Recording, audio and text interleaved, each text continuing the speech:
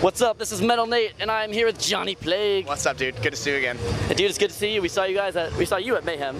Last time. Yeah. We actually got to go on your tour bus, which was kind of insane. It was here too, wasn't it? It was. It was same in this spot. It was in this very spot. It might have been by the fence over there, but yeah, or over there. But somewhere yeah, around here. Yeah. And you guys have done a lot since then. Yeah, we have. We got a new record, Against the World. Yes, that came out a couple months ago. I think the Great Stone War had come out not too long before Mayhem, so we put that out, and now we're on World Tour, and we'll see what happens by next year. Yeah, hopefully I'll find some way to get back here again. I'm hoping. Nice. So how's Warped going for you guys? It's good, man. It's a whole different monster than Mayhem, you know. That was like our first festival type tour, and I think we were a little spoiled on that one. And then you come out here and there's like way more going on, you know. It's like it's a lot more draining, but it's awesome. It's a lot of fun. And you guys are one of the heavier bands in this. Yeah, I mean, there's a lot of heavy bands on it, but we're one of them. Do you feel like, have you guys still been pulling the big crowds? I mean, today you guys had a ridiculous crowd. Yeah, we played first today, and I was shocked with how many people were there, which is always awesome. I mean, for first it was actually pretty late. It was like 12:30, right? Yeah, it was 12:30, but it's first on that stage. But no, it was cool. It was cool. The only thing that sucks is there's a lot of good heavy bands on main stage. So if you play against like August Burns Red or something, it kind of hurts a little bit. But we lucked out and we didn't play against them today. That's good. Yeah, it's definitely good. Good for us too, because we get to see both of them. Yes, exactly. But I mean, for first band, like those two stages, the Advent and the main stage, seem to be the heaviest stages. The only heavy stage really, like on Warped Tour. Yeah, for the most part, as far as metal and hardcore or whatever you call it goes, you know. Yeah, I mean, I think they did a good job doing that this year. I like that. I think that's a good idea. Yeah, it was too bad splitting them up. I mean, for us, I'd rather have all the heavy bands on one stage so all our kids come and just stay there the whole day. That's true. I guess they split it up for that exact reason, so people go back and forth. Well, I know in the past it's been like 5 stages, so. Oh yeah, that's true. That's true too. Definitely better than that. And how has response been from fans on your new record, Against the World? Really good. This is our first U.S. tour on the record, so we're still feeling it out. But we just got back from Europe, and over there, like we're Finding the Fire, and we played Drop the Match. Those two songs were like having just as big a response as like The Impaler and Decimate the Week and other older songs like that. So that's always a good sign. Definitely. Yeah. And I mean, they're great songs. Yeah, thank you. You guys have a bit of a departure from your previous release. This seems to have more hardcore elements than the Great Stone War did. Was that a conscious decision? Yeah, it was, absolutely. The Great Stone War, we really focused on creating like a metal record, and we did that, and I'm happy with it. But the songs didn't really translate live. Like they weren't as fun to play live as like songs from Decimate the Week. So that's why we decided to up the hardcore factor on this new record, because those hardcore parts are, you know, more fun to play live.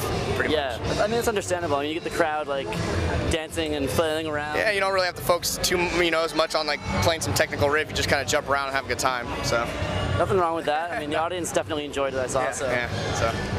I will say though, the reviews of the album range from really, really positive to people just completely being jerks on it. That's the internet. That's the internet.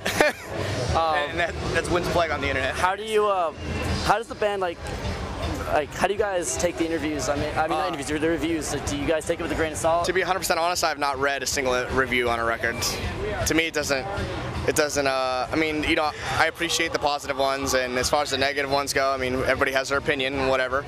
Unfortunately, the internet has given birth to this whole new, you know, trolling. Yeah, I guess that's the term for it. But to me, it doesn't reflect what's really going on. You know, to me, as long as I go out and play a show and there's kids having a good time and, you know, freaking out and shit, like that's what matters, not what some dickhead has to say on the internet. I understand. I agree. Yeah.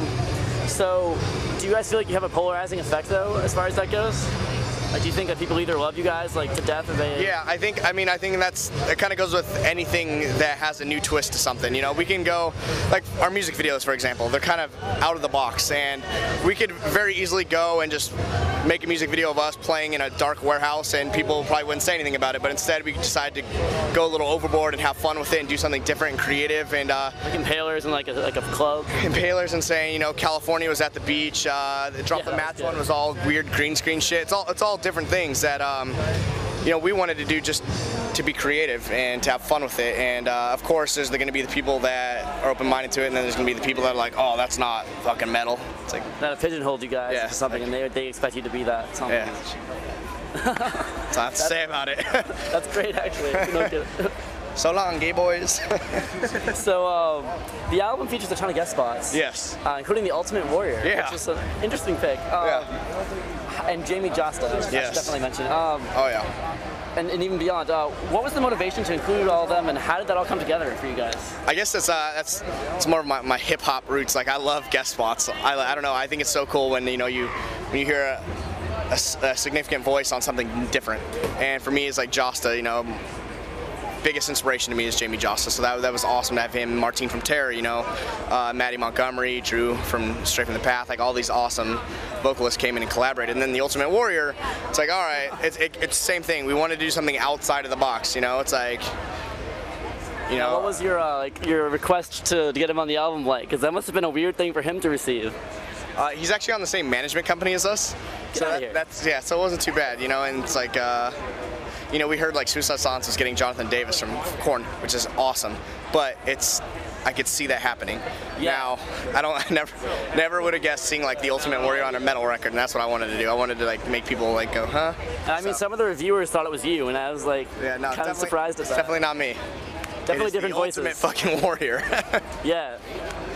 Well, are you a wrestling fan? Is that part of it too? Or? I am. Like back in growing up, man. I have so many. I won't hate. So many homemade backyard wrestling videos. It's awesome. But these days, I mean, I'll still always love it, but not as much. But yeah, the Ultimate Warrior. I mean, I remember when I saw you last year, I thought you were like a UFC fighter because you're kind of ripped. Yeah, dude. I want to get on that show Tough Enough. I think it'd be fucking sick. I think you would probably win. I don't know, man. I'm kind of short. Height doesn't really enter into it. That's true. I guess that's true. Rey Mysterio's short, so. These were not doctored in this video. Yeah. And you just released a video for the track California. As you said, it was all on the beach. Is that a track that you guys did just to pay homage to your roots? Pretty much. It's like your hometown. Yeah, we just wanted to write a fun song that like growing up in California and playing so many like backyard shows and all the local venues and pizza places and bars and this and that. It's like we have so many good friends, so many good memories. And we wanted to write a song that we can play at home that all our friends could feel a part of, and that's kind of why we did that. Like I understand, it's like here's Winds of Plague and here's this song. It's like, it's different, but it's definitely different. But I mean, you can tell it means something to you guys. That different. And the thing about this band is I never want to have any kind of borders or walls. Like if we want to record a reggae song, like I want us to be able to do that. Like I don't fucking care. Can I get a tentative yes on a reggae song for the next There's album? probably not going to be a reggae song. Reggae-core. Yeah, reggae-core. I don't know. That's just an example, but breakdowns. Yeah. You're gonna have breakdowns. So that's all that song was, Okay. What I already know this now, but what albums, so that they can know, are you guys pulling from in your set? How many songs off Against the World? We have 2 songs. There's only 2? Oh shit. It's only 2 songs from Against the World. You guys put some more in that. I know. And then like 4 from Decimate the Week. Nothing wrong with that though. Yeah. Impaler, there's nothing like watching Impaler live, especially with Art Cruz doing the blast on that. Yeah, he's an awesome drummer. I know you and I, Duncan, like to play that one. We're both drummers. So Nice. We were starstruck when we met Art last year. What's coming up for you guys after work? What have you got going on? The weekend after Warped Tour ends, we go to Japan. And so I'm very excited about that. We're headlining this fest called Blood Axe Fest that they throw. It's like a hardcore metal festival. So very, very excited about that. And who else is on that? Do you know? Fuck. Any I know For the Fallen Dreams is on it. There's a band we grew up with in California called Zabalba, which is like a really awesome hardcore band. Star Wars reference or something No, like that? it's actually not. I wish it was, but yeah, it's not. And then who else? Our friends band, Loyal to the Grave. They're from Japan. They're the one that throw it and all that. So. And you guys have a lot of like imagery, like samurai imagery on your album. Yes, we do. I'm gonna ask about that next. What's up with that? What's up with that? What's up with that?